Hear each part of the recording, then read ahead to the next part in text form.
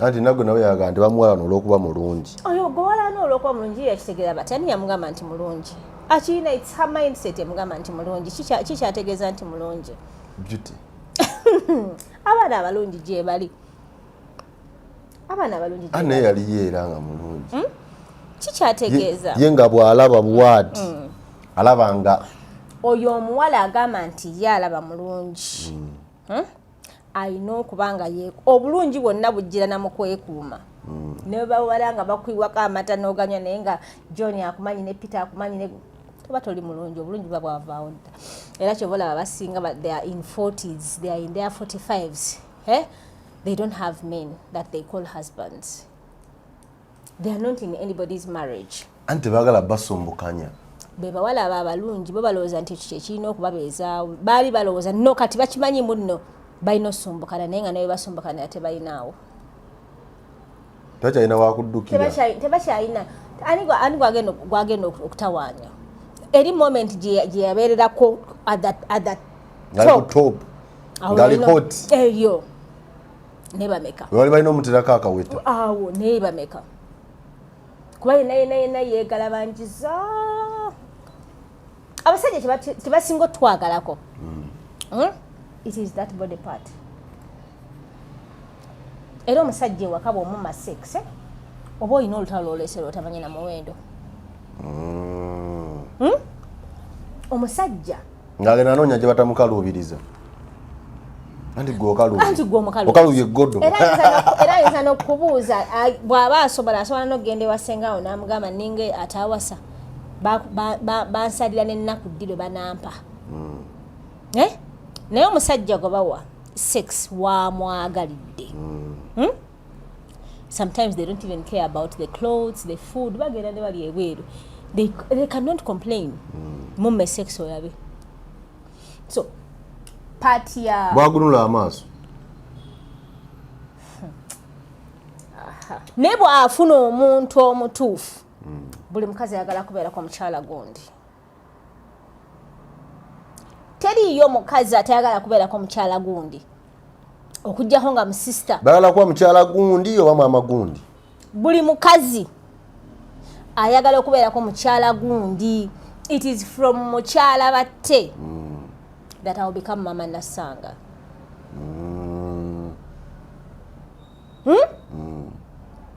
Shiba kikyatayina. Mbulira. Kikyatayina. Byonna tabifunye. Nze bukyanga mbeera. Afunye ssente, afunye erinnya, afunye okuganja, afunye obugagga. Bukyanga mbeerawo. Sirabangako mu mawulire nga bagamba mbu Shiba alina ono omusajja oba ono. I've read some other things. Naye nti musajja kyaggwereddewa mu bufumbo. Kati ki ky'oŋŋamba? Kuba kati abeetu bali tugamba munno tebeetaaga basajja. They have everything. No. They need men. They need to be mukyala gundi. Her situation may be different for whatever reasons they are. But at the end of the day, I know musajja akeera ku makya n'amukubira essimu n'amugamba baby what's up. Kati gwe omukyala oŋŋamba otya nti no, I can't buy that story. Nze tebindya. Tebakulya ekinoso. Tebindya nze basajja bantama. Omanyi lwaki tebikulya? Wabona abeewo naganze nze singa nzaalayo omwana wange omu babiri. Akyogera wano. Singa nzaalayo. Eba ignorance. Total ignorance. Akyogera wano nti nze singa nzaalayo omwana wange omu babiri akiraba nga atuuse mu menopause nti kale singa nazaala abaana bange nga 5-6.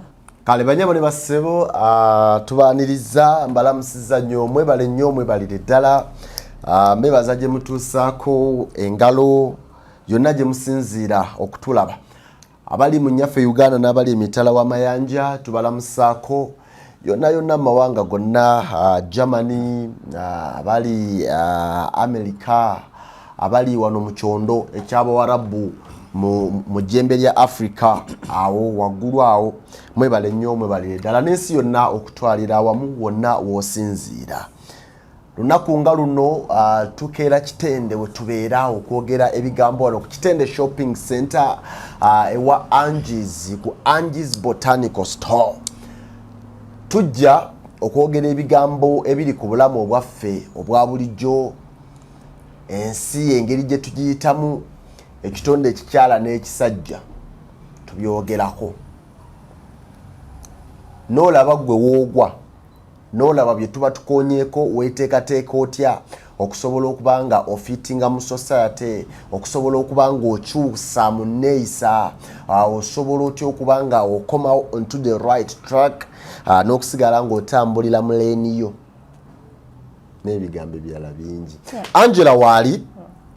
Angela oli otya? Bitambula bitya? Brenda yakutumidde nnyo. Brenda program emunyumira nnyo ali mu America. Aga nti program ya Angela eyo gye mukola nungi, ebigambo birungi, era tusaba egende maaso. Atenga mukyala. Thank you so much, Brenda. Ebujja wala basajja banyumirwa. No, olwawusanga omukyala nga appreciating omukyala. Kyala asiima. Nendo za kisinziira. Yeah.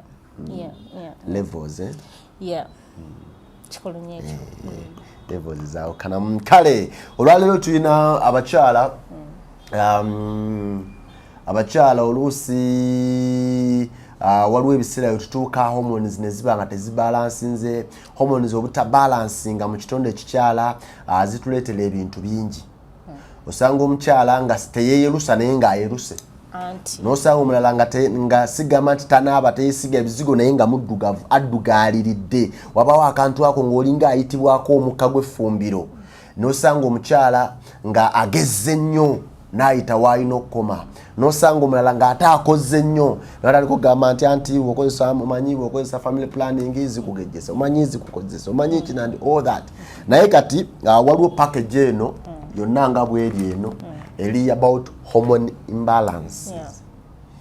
Nga hormone ekuyamba okubalansinga hormones zo.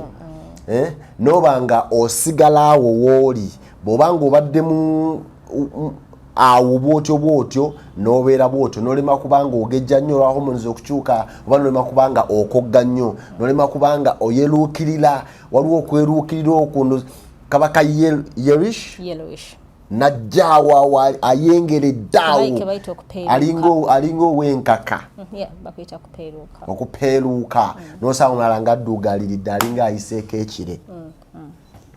Si byebyo? Tulinamu kina, tulinamu chamomile, tulinamu donkai oba gwe bayita chastberry, tulinawo milk thistle, tulinawo shilajit, tulinawo black maca, ono black maca ono, ne tubeerawo ne ginseng. Kati bino byonna ebintu omuntu tabinywa byonna omulundi gumwe, naye asobola okukozesaako bisatu, bibiri, bisatu. It depends. So what happens with hormonal imbalance? N'abaami babeera ne hormonal imbalance. Hormones zezi bwebulinga bagamba obusirikale obuli mu mubiri. Obutafaali obubeera mu mubiri obukuwa ekyokukola, obuwa omubiri ekyokukola. So when your hormones are imbalanced, so many things are going to get out of track. For example, if your hormones are imbalanced, because you don't have a sexual life, because you don't have a social life, because you don't have to interacting n'abantu, ogenda kwesanga ng'obeera stressed. Wobeera stressed kyekigenda okujja, ogenda kufuna depression, anxiety and all those other mental health issues. And then when your hormones are not balanced because you're not having enough sleep, okola nnyo ate weebaka kitono, kyekigenda okuva mu ekyo ogenda kufuna insomnia, ogenda kufuna obulwadde bungi obujja with lack of sleep. Kyova olaba kati babeera bakuwa lino eddagala bwe riti ne bagamba nti when you use chamomile, especially oyo omuntu nga okwebaka is a problem. Okwebaka is a problem because you think you're working a lot. You want to work a lot, you want to do so many things in one time. Olaba nga manyini gwe bwebaka obeera weeri azaamaanya. Naye nga jjukira nakugamba buno obulamu Katonda yabudesigninga bubwe n'agamba nti at least omuntu alina okubaka for 6 hours, at least let somebody sleep for 6 hours. So if your body is not getting sleep, enough sleep at least for 6 hours, ogenda kwesanga nga olwala insomnia, ogenda kwesanga nga otandika okufuna acne, ogenda kwesanga nga ofuna omutwe oguluma ennyo, ogenda kwesanga nga okogga nnyo, naye nga ebyo byonna biva ku lack of sleep. Now when they give you this as one of the products that you have to use to balance your hormones, kitegeeza ogenda kusobola okwebaka bulungi. Okay. Kitegeeza ogenda kusobola balancing your hormones based on you having enough sleep. Now omuntu nga you're not having enough exercises, it is also very important that we get exercises. Obula omubiri tugutambuza, omubiri tugukozese, tukole dduyiro. Omuntu nga you're not getting great diet. Diet is very important. Tulina okufuna diet ennungi eri balanced. Bino ebintu byonna be contributing to how hormones becoming imbalanced. Do you understand what I'm saying? Yeah. So as a woman, by the way, n'abasajja bafuna hormonal imbalance. Naye ate abakyala be basinga okubeera because nakugamba nti system y'omukyala ye system esinga okubeera sensitive. Depending on our reproductive health, system yaffe yesinga okubeera very sensitive. So you find out that tubeera so much affected by the things that by the environmental things, the so many things that can affect us. Maybe to hormonal imbalance. Now, omukyala yenna nga out of the blue, ng'ogamba nti n'oli mubufumbo kubanga omwami akulabirira bulungi, it's fine. Omwami yebale kulabirira, omwami yebale take good care of you. Let that mwami tumwebaze to take good care of you, tumwebaza. But guess what? Something is going off. Something is definitely wrong because newammwe gye wali baali bakulabirira bulungi naye you are not getting sex every day ewammwe, you are not having ample time to.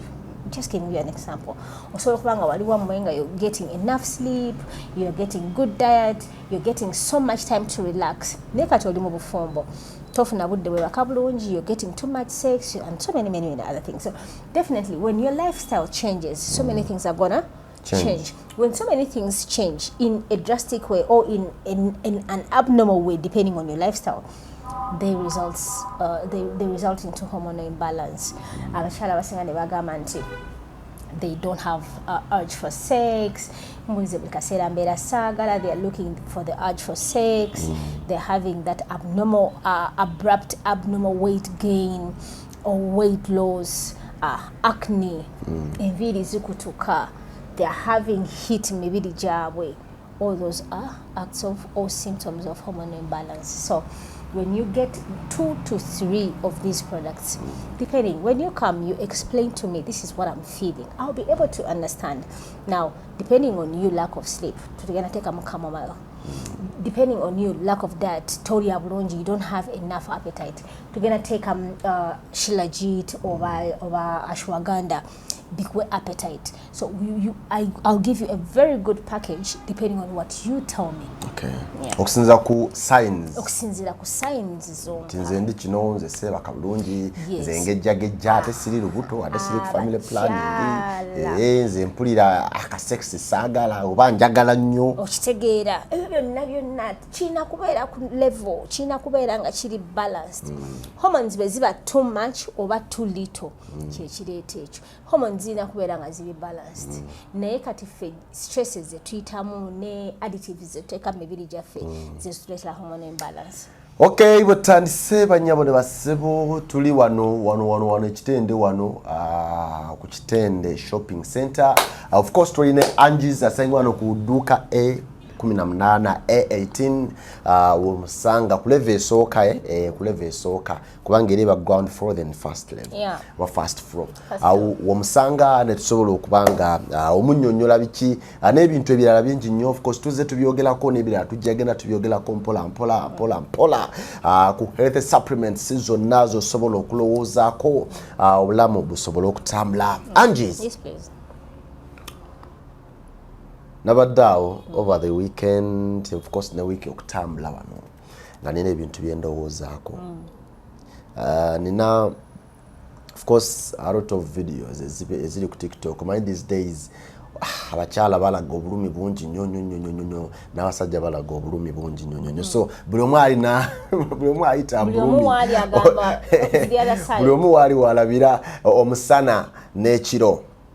Naye ne ndowoozaamu nti omukyala tusitikinge ku mukyala ali mu bufumbo n'ali ku mulimu waali oba akola mu dduuka oba akola mu business yonna. How to fight temptations. Kubanga abaana ab'obuwala mostly ntandise nvudde okusoma kino oba okusoma kuganye biki ndropinze out oba okutandika obulamu gyagenda bwati ajja kusinkana abakyala nebaga nti abakyala si bangu eri bakyala banaabwe. Kitegeeza nti ajja kusinkana omwami olw'ensonga ajja mmubaako n'ekisa. Enjogera y'Omuganda egamba nti teri alumirirwa nga talina kigendererwa. Bw'anaamugamba nti yewe oyagala mulimu nti edduuka lyange eno bulijjo nnoonya sekretale, bulijjo nnoonya omuyambi mu ofisi yange eno, neweebera bufumbo. Nti kiganye kati kanyingire obufumbo lumu ekiba kibe. Ebikemo temptations biba bingi naddala omuntu oyo omwana oyo omuwala atandika life. Of course bitambula paka eno waggulu paka life lweggwawo naye wano wowe otandika ate biba bingi nnyo kubanga oba iga oba oyagala nnyo okukola oba fresh oba buli kimu oba energetic and all that obwongo buba sharp nga kiguuna. Naye ebikeme ebitambulira awo tulwanagana tutya nabyo ne tuva mu sako eyo nga tukyali ffe nga tukyalina respect gye twayingira nayo ate nga tumuvinze on.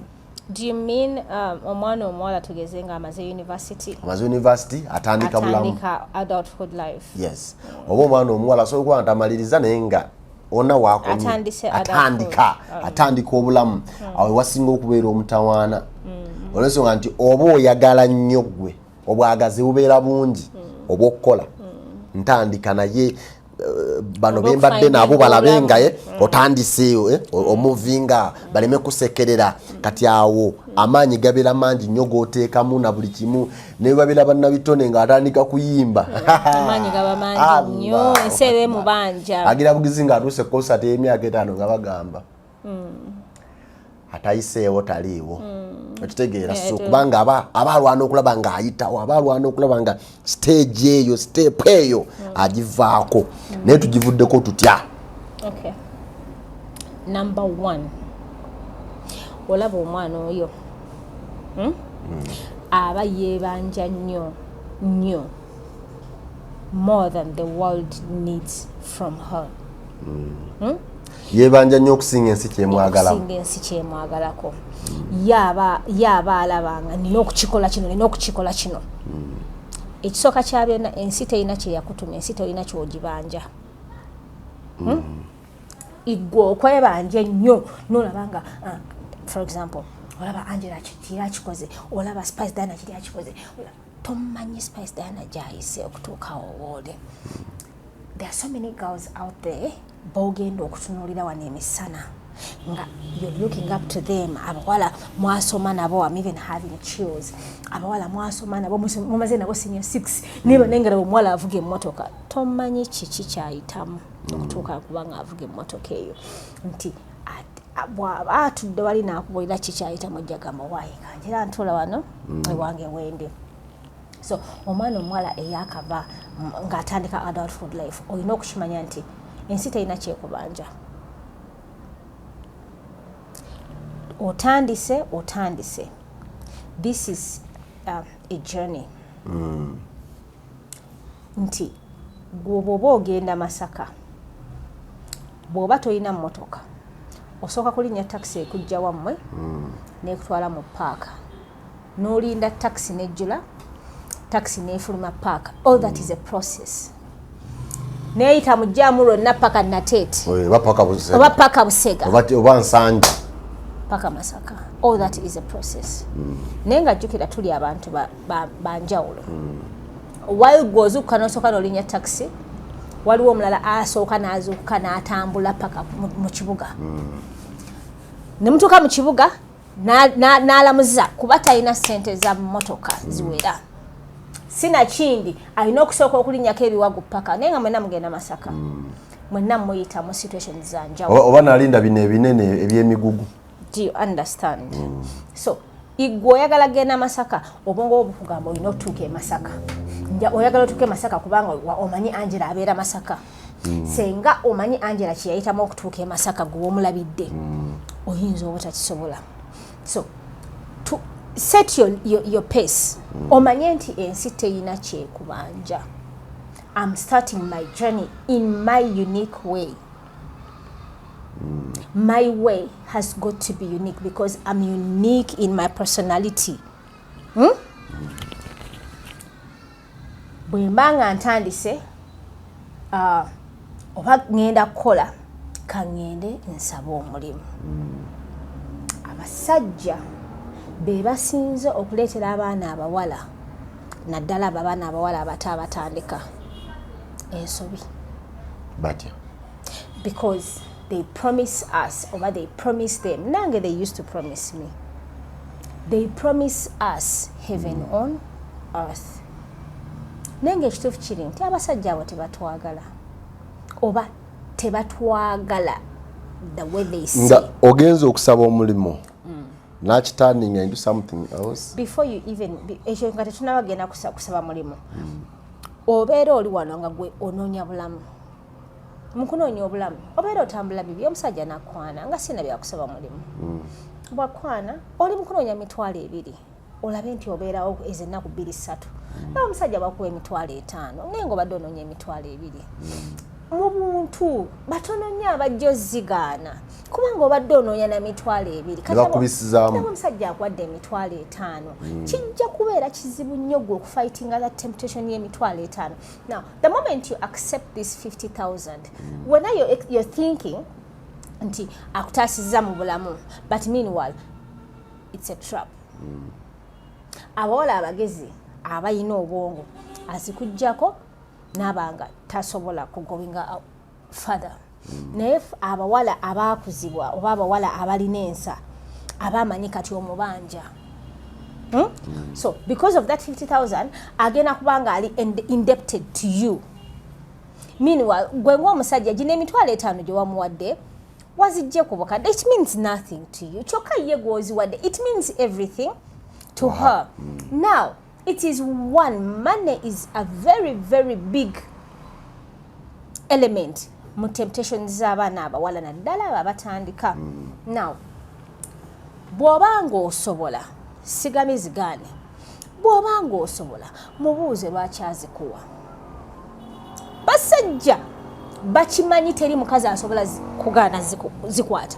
Omusajja akimanyi tosobola namubuuza lwaki ozimuwa. Era ye bwazikuwa ajja kumanya akuyina kubanga ajja kumanya okkiriza yana akubuuza nti wakwata zaaki era bakuwa egyetaane enkya bw'ofuna ekizibu era ogenda mumukubira kubanga yakuyisa mu bulamu obuli. Naye gwe ng'omwana omuwala atandika kimanye nti tewali kintu kyabwereere. Buli kintu ky'ogenda okufuna mu nsi muno olina okkisasulira. Oyo omusajja agenda kujja with all the teeth on, with all the nice gestures. You must pay for these gestures. One day, one time. Anyhow, you must pay for them. Abamu basobola okubeera abalungi, you pay them mu bulungi. Abalala, you pay for them mu bubi. Kati gwe bw'oba otandika kimanye nti akuwadde, yes akuwadde. Are you ready to pay for anything that comes from him? Because you don't know what is coming from him. Now, bw'oba osobola zigaane oba mubuuze zaaki omanye zaaki. Omusajja ayinza okusanga obusanza awo n'akuwa sente. Yes. Oba mumala kwogera n'alaba eye contact n'alaba what. Omusajja akusanga mu supermarket. Ng'omaze opickinga kaati y'obulungi ya mitwalo 3. Nakugamba I can pay for that. How many people can refuse that? How many people can Newesesa. Ogenda n'omugamba nti I can pay for that. Well, obviously agambe hi kati gwe being the civil person you are, being the nice person you are, oyogedde naye bulungi kumbe oyogera naye bulungi omuleete olwo oli mu wa misinterpretation of yourself. Chechivaamu ngaho gamba, can I pay for this?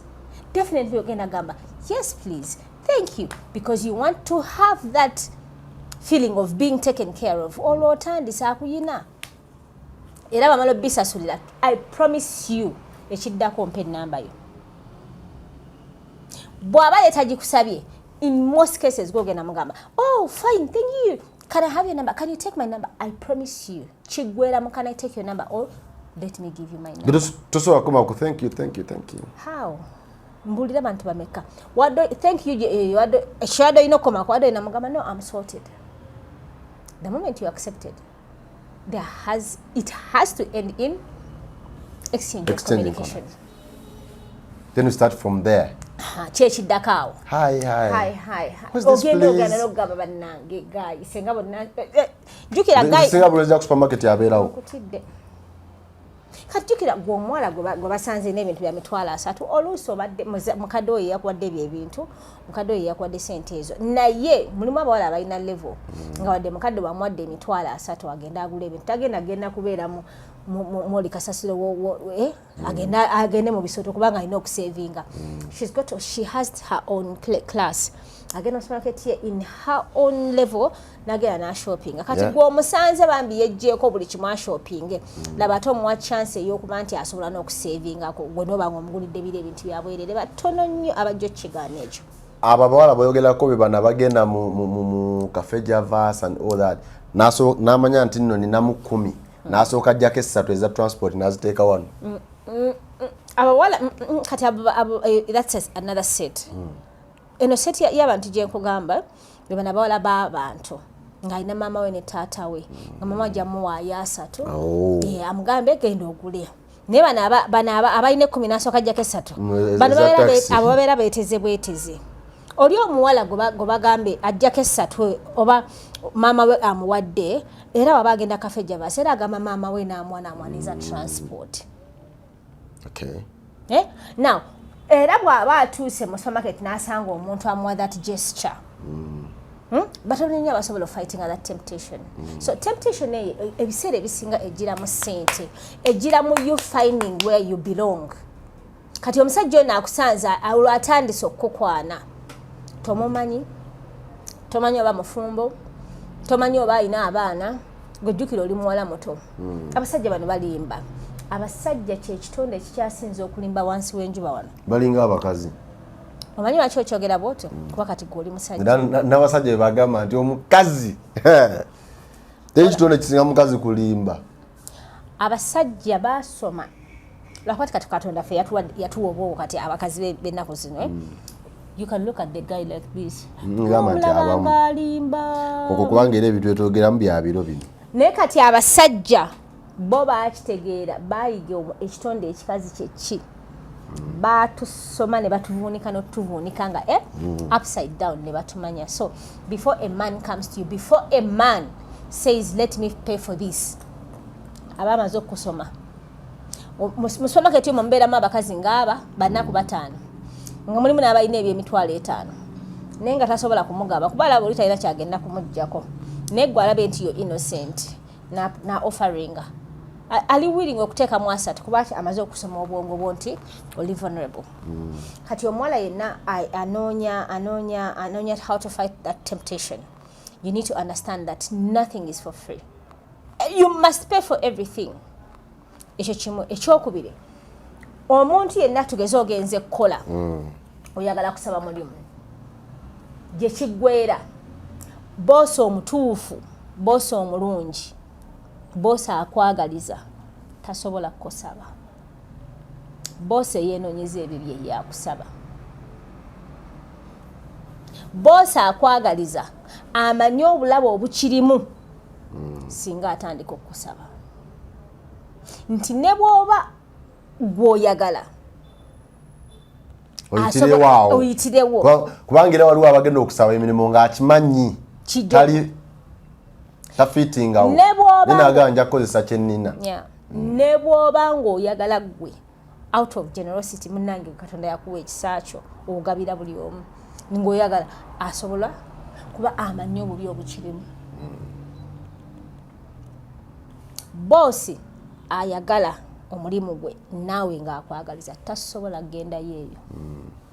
Kati gwe omuwala olw'okuba omanyi that is what you have, kyekyokulwanyisa ky'olina, gwe n'okiteekayo free of charge.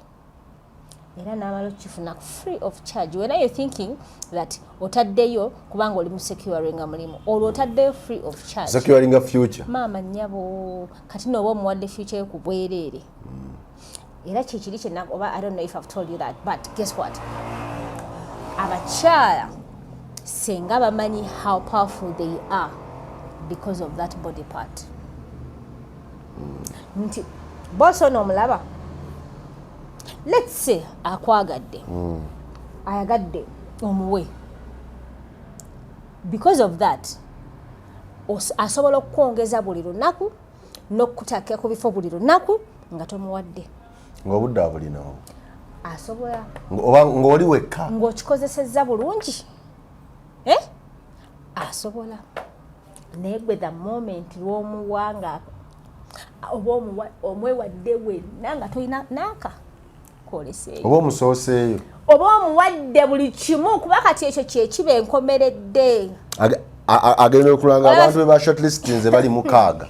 Olaba finish line, oba omutadde ku finish line ng'omuwadde ebendera zonna, just you by sleeping with that boss. So omuwala yenna atandika obulamu gwe kasita omanya nti that is the most powerful part of your body gy'olina. Sometimes it's not even our brains, sometimes it's not even our beauty, it's that body part. Because omusajja ne bwakulaba ng'oli mulungi otya nga wenna bakwewako amata nga ofuna zi A+, kiggweera wali. Kyova olaba omusajja atali gay, ne bw'oba gwe batte nga bakwewako amata ne baganywa ng'ofuna A+, ng'empisa zikuyitaba, talina gy'akola kuba talina kyakukozesa. Era afunayo omuwala kubanga wali wekikola ki wekiggweera. So gwe wali wekiggweera w'omuwaawo oba tolina ky'osigazza. Wekiggweera gwe otandikirawo obutandikiriza. Maama toba tolina ky'osigazza. Ekyo nga bw'okira nti wekiina wata kyalina ky'oteka ku mmeeza. Y'ensonga lwaki by the way obadde okimanyi nti abakazi abasinga okuba abalungi be bakazi abeeyombekera, be bakazi abatagwa ku booda ne mu taxi. Ante baagala bamanyiira obulungi bubaluma. Seekyo be basinga okumanyiirwa. They hop on border borders to go to Serena for men to sleep with them. Naye ng'abakazi abatalina feesi bali mu maka gaabwe, bali mu mayumba gaabwe, bavuga mu motoka zaabwe. Bano abawala obulungi bwabwe bwabasala. Nze nali mmanyi nti nno babeera balungi nnyo ng'ebimu tebibalya. Ani akusesa omuwala omulungi obulungi bwe bwamusala, kubanga obulungi bwonna abugabira. Yakulembeza obulungi. Baga mu mwala omulungi ekisinga okubonaabona ye body part yeeyo. Naye omuwala omubi omusajja amuteeka ewaka ng'ali ku shuwa amuyina yekka. Kyovola abasajja bagamba bote bawasa bakazi baki balungi tebalina gafa pressure. Lwaki? Kuba it's because of that body part, nothing else. Bire byonna oli intelligent, oli patient, olina omutima omulungi babiraba munda after. Naye nga ekisooka kya byonna amanya akuliko wekka. Omusajja bw'agamba tagenda kuva waka atandika okweraliikirira nti waliwo akulabe ng'oyogera ku ssimu abeerawo alookeere. Olwo manyi lwaki abe alookeera? Kubanga akimanyi somebody wants that body part, period. Basajja batono nnyo abagana bakazi baabwe bagende bakole, basharing knowledge. Lwaki babagaana okugenda okukola? Nti babagenda okukola abakazi abasajja balaba ne babatwala for that part. So kati omwana omuwala atandika gwe okimanya nti the only asset eri more valuable ku mubiri gwo, it is that ojja givaluinga nnyo. It is because of that you get pregnant ng'okyali muto, oba you get pregnant out of wedlock. nze senga kisoboka omuntu yenna yandizizaayo party ey'okumarryinga out of wedlock. It is because of that body part that we get diseases and all those kind of things. Obulamu bwaffe ne bukatingibwa short. Bantu bameka how many people how many people's lives have been cut short because tebalina magezi? Batono. Ngatalina magezi. Nti magezi gegam it's because of tebalina magezi kyebavude bafudde. How many? Era kiberawo kikazi kyatunga kisiru nenga kifumbe mmere omusajja nekiwangaala n'obusiru bwakyo bambi. Ne because of that body part abaana bafuna obulwadde nga bakyali bato, abaana babatema ne babata, abaana babatta, abaana it is because of bakolako buli kyambyoni. Yes, because of that body part. So kati omwana atera nti ababi bafuna obujja ku balungi. Badde mbafuna obujja it does not guarantee that balina ofuna obujja. Badde mbafuna obujja but it's not a guarantee that balina ofuna obujja. Anti nagwe nawe yaga nti bamuwala n'olwokuba mulungi. Oyo gwala n'olwokuba mulungi yakitegeera bati ani yamugamba nti mulungi? Akirina it's her mindset yamugamba nti mulungi. Kikyategeeza nti mulungi. Beauty. Abaana abalungi gye bali. Abaana abalungi gye bali. Ane yali yeera nga mulungi. Kikyategeeza. Ye nga bw'alaba bw'ati. Alaba nga. Oyo omuwala agamba nti ye alaba mulungi. Ayina okuba nga obulungi bwonna bujjira na mu kwekuuma. Ne bawala nga bakwiwako amata n'oganywa naye nga John akumanyi ne Peter akumanyi ne toba toli mulungi, obulungi buba bwavaawo dda. Era kyobola abasinga they are in 40s, they are in their 45s. They don't have men that they call husbands. They are not in anybody's marriage. Anti baagala basumbukanya. Be bawala abo abalungi bo balowooza nti ekyo kirina okubabeezaawo. Baali balowooza no kati bakimanyi munno.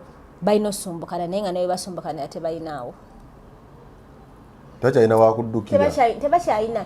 Ani gwagenda okutawaanya. Eri moment gye yabeererako at that top. Ngali hot. Eyo. Ne bameka. Wali balina omuterako akaweta. Awo ne bameka. Kuba yena yeegalabanjiza. Abasajja tebasinga otwagalako. It is that body part. Era omusajja ewaka bw'omumma sex oba olina olutalo lwolesera otamanya na muwendo. Omusajja ng'agenda anoonya gye batamukaluubiriza. Anti gwe okaluubye eggodo. Era ayinza n'okubuuza bw'aba asobola n'okugenda ewasengawo n'amugamba ninga atawasa bansalira n'ennaku ddi lwe banampa. Naye omusajja gwe bawa sex wamwagalidde. Sometimes they don't even care about the clothes, the food. Bagenda ne bali ebweru. They cannot complain. Mumme sex olabe. So party ya bwagunula amaaso. N'ataaba n'abanga ensolo. Omusajja kyo kyasinga otwagala ko tewali kirala. Bino byonna ebisigadde tuli intelligent, tuliwo emirembe bijjanga by the way. Olina okusooka okuba ngaawo olikirya omusajja kyasinga okwagala mukazi kyekyo kyokka. Kati omukazi bw'okikwata kyonna n'okikwata n'omuwa n'omugamba taata nkugabidde bannange. Taluvivi yiyo gwomanyi. Oba okuba bbomu oba okola ki oba ofuna kasefuliya. Lwaki abakazi tetukyalina value? Abasajja tubawa wayagalidde n'omwana n'omukkusa ng'akkuta ku ki ye sente zanoonya yali azikkuse. Ate olina omuwa oyo omusajja gw'olina okuwa nakkuta yoweewaka. So no boyfriend anagenda ng'akombako obukonde. Olina omuwaako katini like kuloza buloza like omusajja akwanye leero okitegeera omusajja akwanye leero enkya n'omuwa. How does that make sense? Kiki kyamanyi? Kiki ky'omuwa ekyo kyamanyi? Kyoyina omuwadde ebendera omuwadde finish line. Kyengezako kugamba nti bwakukwana alina okugenda step by step paka lwanatuuka ku finish line. era bw'abeera ku park watuuka ku finish line nti amaze akusabye n'okusaba, I want you to be my girlfriend, can you please be my girlfriend?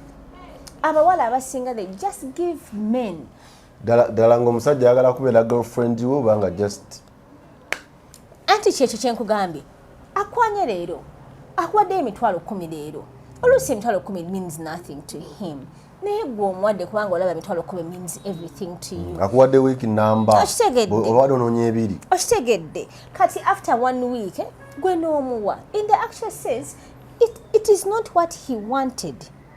Bw'okimuteera ku mmeeza aba agenda kitwala kubanga omuteeredde ekirabo kyasinga okwagala mu nsi ku mmeeza ku bwereere.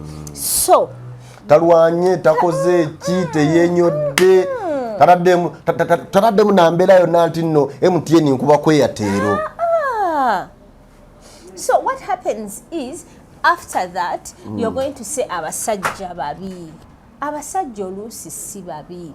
Tewamanya kikyayagala teyakubuulira oba ekyo ky'omuwa kyayagala ayina okubuulira nti bebi kino kyenjagala gwe naawe n'omanya kiki ky'oteekamu naye gwe oba tomanyi kati gwe oba ozaze kukola ki anti kati gwe omugamba kati olwokuba yakwadde emitwalo 10 you feel indebted n'omuteerako ku mmeeza ekubanga era oba omanyi nti weyampeeredde 10 era kyekino kati aba akwagaza ati to him it means nothing.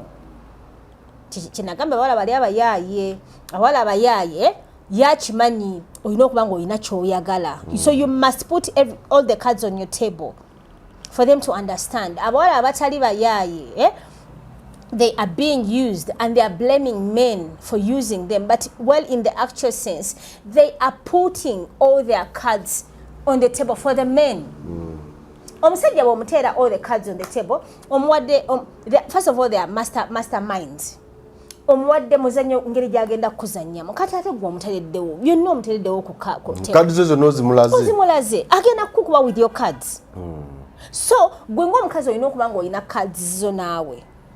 Omusajja ono tomanyi intentions ze ki. Yes ayagala sex, yes bonna baagala sex okuva kwasooka paka kwasemba, but in what context?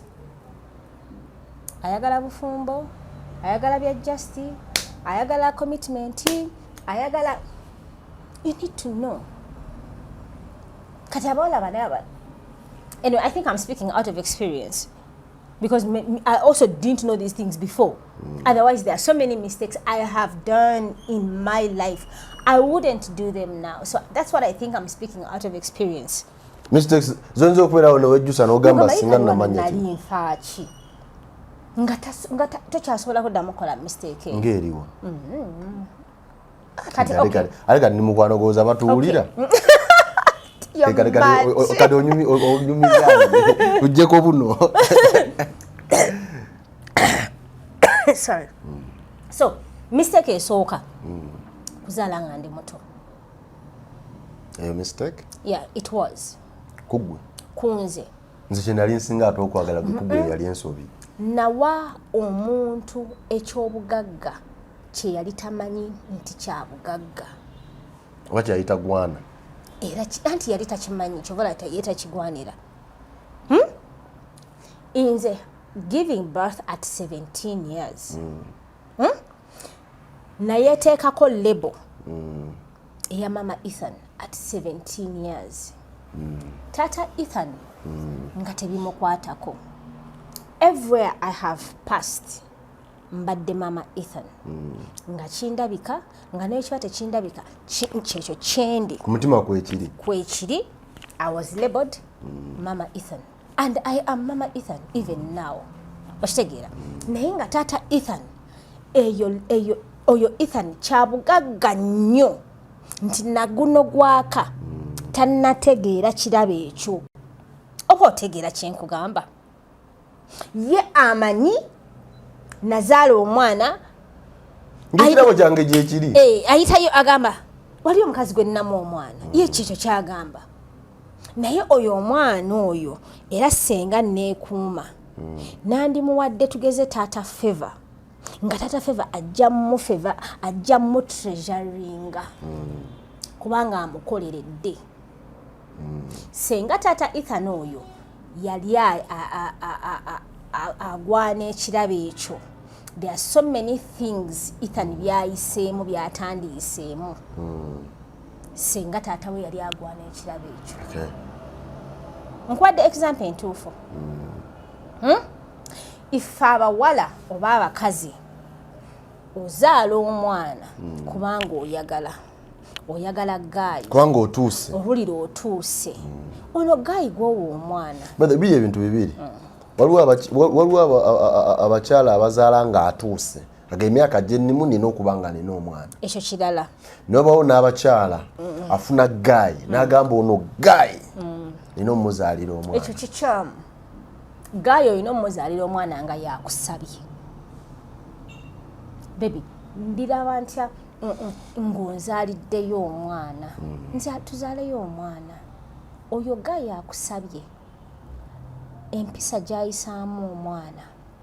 Si oli gaayi gwe wagamba ono gaayi ne bakiri bakinina omuzaalamu omwana. Gwe ne bakiri bakinina omuzaalamu omwana. That's the responsibility you're taking.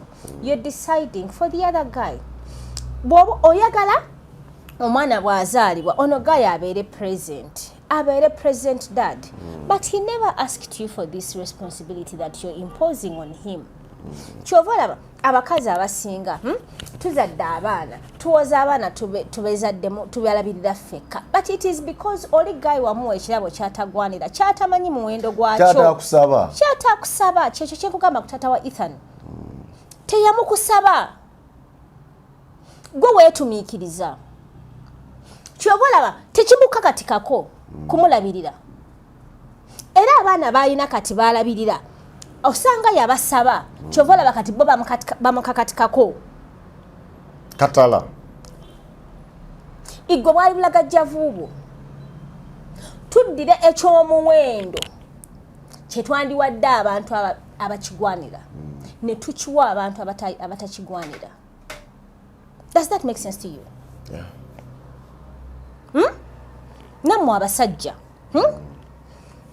ofuna omuwala because ayina hips, ayina kawato, ayina dimples. Mwayiga simanya kinyankole kiki.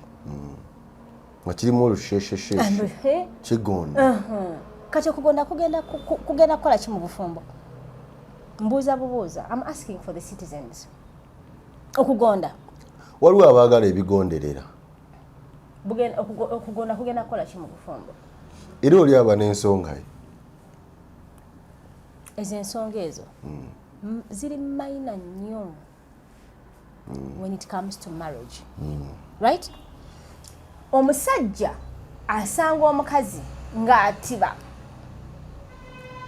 n'amugamba nze bebi ngenda kuwasa namuproposingirawo tebamutwalako. Tasula step. Akimanyi wasuulira step omukazi after 1 year ng'akaaba. So olwo akitegedde nga kimutuze. Olwakitegedde akaaba okwo naye ng'agamba hips zino ze zandeetera ki? Omutawaana. Okugonda kuno kwe kwandeetera ki? Nti agonda n'atuuka okugonda n'akukussa n'obeera nga n'okugonda kwe tokyayagala. Nti abeera ne hips. Yali agonda ng'eryemu nga kati agonda nga muzigo. Nga tokyayagala nakugonda kwe. Ng'onoonyayo n'akaluba. Nga tomulaba. Nga gyali. Naye nga kituufu kiri nti kati nze kuno okugonda sikwagala. Wanga onoonyayo ow'entege. No guy instead of okugonda kafune enkorogo. Naye yatambula bwati. Ng'akabaata. Does that make sense? So, when we are giving people the things we give them, they need to deserve them. Nkuwa bato omwana oyina omonsaba. Njagala okumpasa. Yes? Buli mukazi ayagala omuwasa. Tewabeera wakikulimba. Waliwo omukazi atayagala omuwasa. Gye bali. Mukana wange.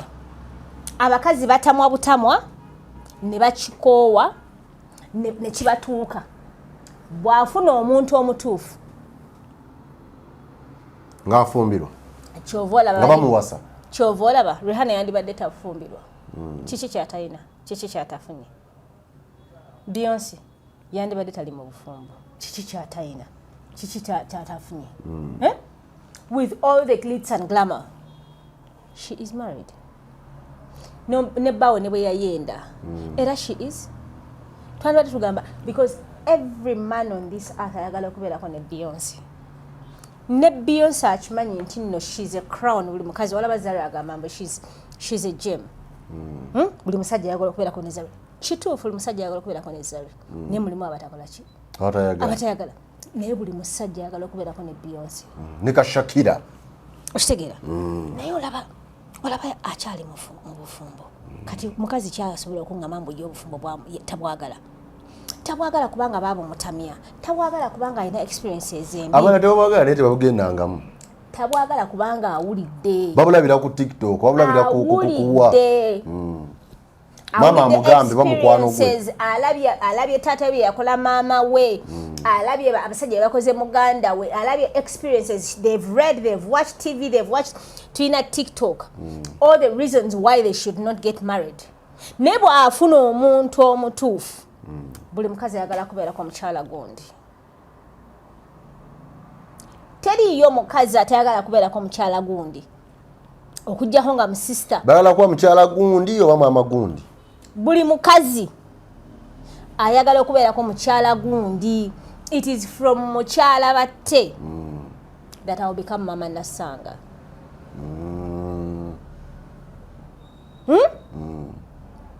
Shiba chikyatayina mbulira chikyatayina byonna tabifunye nze bukyanga afunye sente afunye erinnya afunye okuganja afunye obugagga bukyanga mbeerawo sirabangako mu mawulire nga bagamba mbu Shiba alina ono omusajja oba ono.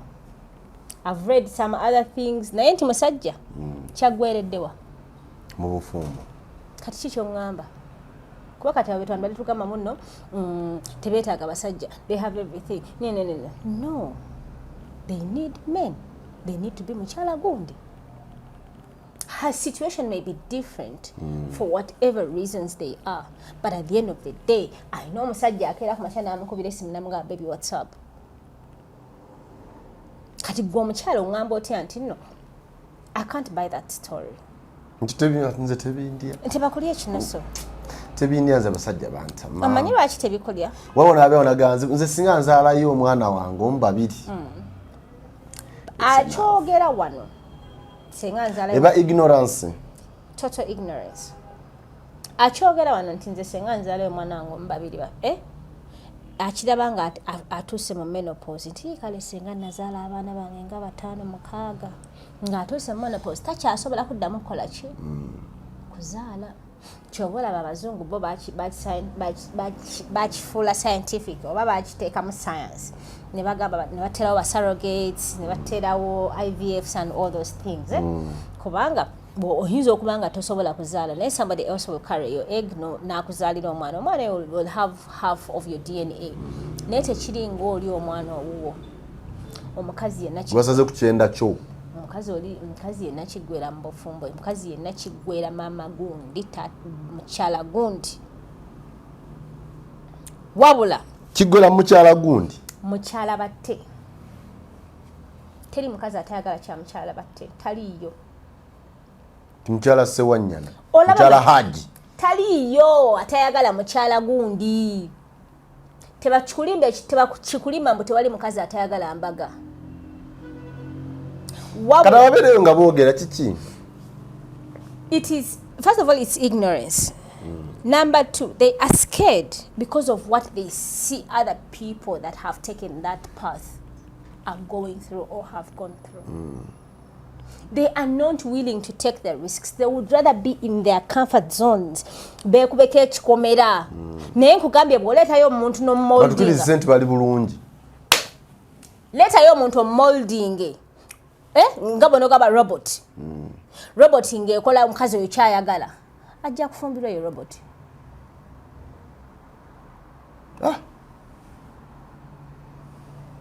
Ekitegeeza mutweyisizaako. Twakoowa. Tetweyisaako. Twakoowa. Abakazi baakoowa. Nina omuntu gwe nagamba. Nti abakazi baagala obufumbo. Abakazi baagala okubeera mukyala gundi. Naye lwaki mbeera mukyala batte nga nsasula ennyumba mpeerera abaana nkola buli kimu n'oŋŋamba mbu ndi mukyala batte. The only reasons, one of the reasons major is your financial support. It's your sense of responsibility that I'm Mrs. Batte. If I am Mrs. Batte in Angela, what is your duty here? Oli mwami wange fine. Nenge ebizibu byonna obyemalira. Kati obeera waaki? Tunulira abaana bo b'olina ewaka. Batte tubeere bantu bakulu. Tunulira abaana bo b'olina ewaka. I know when you're going back home, you buy bread, you buy this, you buy that. When you come back, daddy. Bonna basooka kujjako bintu. Ne bajja ne bakubuuza. Ne baddayo ne bakebera. Byeleese. Musaayi gwo 3, 4, 5, 6 years to 10. Senga bakeberanga mu byolese mulimu ngatto zo ze watutte genda ku nnimiro. Bakoma buli omu either n'atula mu ntebe oba ne bagenda ne bazanya kuba tebalina kye bakubanja. Naye basangamu ebintu. Oh, my daddy this, daddy that. Because you've satisfied them. Ofuuka daddy waabwe. My daddy. My daddy. Don't speak about my daddy, please. Don't speak my daddy in such a way. You have played an impact in this child's life. But mwagala abasajja mwagala okugamba nti fe abakazi tubaagalako bye mutuwa. Tubaagalako ssente. Nga kyekituufu. Nkugambye n'omwana we wennyini omwana we bw'oba weetisse obeera daddy. Bw'oba teweetisse buli omu akuleka n'ogenda n'obeera mu ntebe yo. Obeera bibyo. Obeera bibyo. Kati lwaki nze embeera nga ndi waka owa mukyala ewa batte n'embeera nga neerabirira mu buli kimu? It is not possible. And you expect me to answer mukyala batte? It is not possible. Mukyala batte, Mrs. Batte comes with branches. Mrs. Batte comes with branches, and those branches you have to work for them for you to fulfill them. Abakyala abasinze okutula mu bufumbo. Abasinze okutula mu bufumbo be bakyala babba balabirira. Abakyala abasinze okutula mu bufumbo be bakyala babba baabwe bebalabirira. Omusajja nga tulabirira mukazi era yo omukazi agenda okugamba tolina ky'oŋŋamba. Oŋŋamba ki? You don't mean anything. Oba onoonya ntondo. Yawula omusajja okulabirira oyawule n'omusajja okuba nti tasobola, talina busobozi. Wabula omusajja alina obusobozi. Yeyeeroboza n'okweroboza waya gy'agenda osula kuba buli wamu bamuyaayaanira. Bw'anaaba ajja kujja n'ebigenderako. Bw'anaaba ajja kujja n'ebikola ki? N'ebigenderako. So si kujja buli omu agambe kati oba kyekimuleeta. Yes, obeera taata fine. Biologically tukwagala. But biology takola wano. Kyekikola? Your physical, your support. Your support. Okay. Jukira batata bano tebalina emotional support gye batuwa. In most cases, they are not there to emotionally support us. So those things they are physically supporting us, bye tubeetaagako. Okay. Oba ontegeera? Yeah. Kale. Bwetutambudde banyabo ne bassebo. Bwe tubeera ne Angela emboozi ebigambo byongera kunyuma buli ddakiika ebeyitawo, but of course we believe nti tulina kye tujjamu, tukkirize nga tulina kye tujjamu. Bwe tunaabeeraawo nga tuwuliriza buwuliriza ne tutafuna kye tujjamu, obeera gwe, you must be yourself. Noga mpuliriza kwono, mpulirizaako kino, mpulirizaako wano. Gwe nobanga weekolamu omulimo gwe kennyini personal assessment. Ne weetunulamu gwe kennyini nobanga ofuna personal development ng'eva mu ebyo by'obeera ofunye bwe tuba nga twogedde ku relationship, bwe tuba nga twogedde ku bufumbo, marriage, bwe tuba nga twogedde ku mirimu, wona gwe kenyini alina okwekubamu ttooki n'ogamba nti wano kino kyende. Tuli wano ku Angies Botanical Store, ekitende ku Kitende Shopping Center, awo tusinzira nitwogeramu ebigambo ebibeera ebyamakulu ate ebibeera eby'omuggundu era eby'omuzinzi eri abantu baffe, eri mikwano gyaffe, eri baganda baffe ne bannyinaffe. Twakutegeeza nti olunaku olwaleero twakuleetedde package eno. Package eno ekola ku hormone imbalances. Gwe wenna nga hormones zo tezibalansinga naye ng'oyagala zibalansinge, twakubuulidde signs oba biki by'olabirako n'omanya nti kati hormones zange tezibalansinze. Osobola okubeera awo emikono ne gigejjako gyokka nange emikono gyokka gigezze. Osobola okubeera awo n'olaba ng'olaba ebintu ebitategereka ku mubiri gwo, olaba face yokka olina omulanga face etandise okuwulubala, face ekyuse n'olaba nga kwegamba gwe kenyini ogenda onaga naye wano waliwo ekitagatta bulungi, hormones zange tezibalansinze, oba kino oba kiri. So oba osobola okukubira Angies n'asobola okubanga ku package eno omubuulira gwe kyoyitamu, kikyofeelinga, kikyolaba, ye n'akubuulira nti kaakati wano ojja kukozesa kano na kano, n'akubuulira enkozesa yaako, obulamu ne butambula barabara kabisa, maridadi sana. Angies leero gwasiibula abantu. Banyama ne basebo. Thank you so much. Oh, I have received messages. People are calling me in response to our videos that we are doing. Bambi banyama ne basebo, thank you so much. I appreciate your feedbacks. Era mwebale kutulaba, mwebale kutuwuliriza.